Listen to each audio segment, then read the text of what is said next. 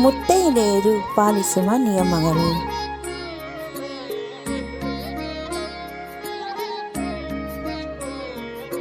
1. ಮುತ್ತೈದೆಯರು ಕಪ್ಪು ಬಣ್ಣದ ಬಟ್ಟೆಗಳನ್ನು ಧರಿಸಬಾರದು. ಅದು ಕಪ್ಪು ಬಣ್ಣದ ಬಟ್ಟೆಗಳನ್ನು ಅಶುಭವೆಂದು ಪರಿಗಣಿಸಲಾಗುತ್ತದೆ. 2.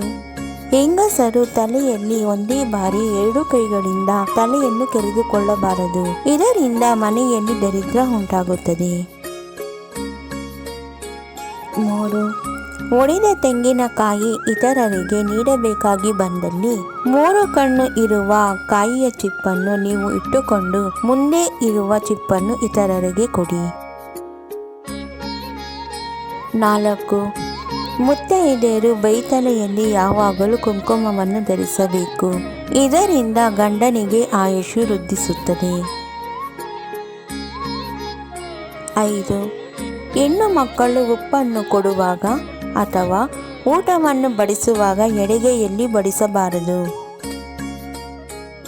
6. ಹೆಂಗಸರು ತಲೆ ದಿಂಬಿನ ಮೇಲೆ ಕುಳಿತುಕೊಳ್ಳಬಾರದು ಹಾಗೂ ತುಳಿಯಬಾರದು. 7. ಹಬ್ಬಗಳಲ್ಲಿ ಶುಕ್ರವಾರದ ದಿನದಂದು ಶುಭ ಕಾರ್ಯಗಳಿಗೆ ಹೆಣ್ಣಾಗಲಿ ಅಥವಾ ಗಂಡಾಗಲಿ ಕಪ್ಪು ಬಟ್ಟೆಗಳನ್ನು ಧರಿಸುವುದು ಶುಭಕರವಲ್ಲ. 8. ಸಾಯಂಕಾಲದ ಸಮಯದಲ್ಲಿ ಹೆಣ್ಣು ಮಕ್ಕಳು ಕಣ್ಣೀರು ಹಾಕಿಕೊಳ್ಳಬಾರದು. ಒಂದು ವೇಳೆ ಕಣ್ಣೀರು ಹಾಕಿಕೊಂಡಲ್ಲಿ ಅಂತವರ ಮನೆಯು ಏಳಿಗೆಯಾಗುವುದಿಲ್ಲ. 9. ಗರ್ಭಿಣಿ ಸ್ತ್ರೀಯರು ಇಳಿ ತೆಗೆದ ನಿಂಬೆಹಣ್ಣನ್ನು ಕೊಯ್ಯುವುದು ಮಾಡಬಾರದು.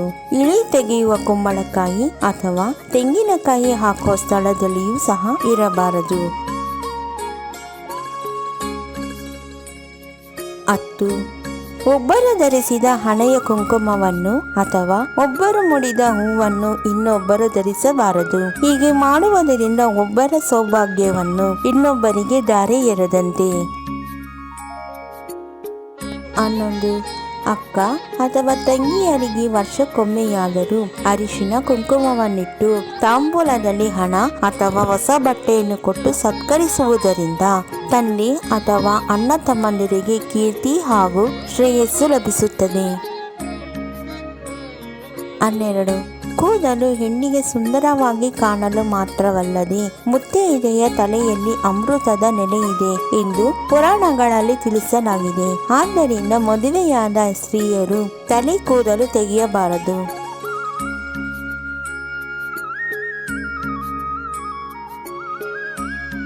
ನಮ್ಮ ವಿಡಿಯೋ ನೋಡಿದ್ದಕ್ಕಾಗಿ ತುಂಬ ಧನ್ಯವಾದಗಳು ಸ್ನೇಹಿತರೆ.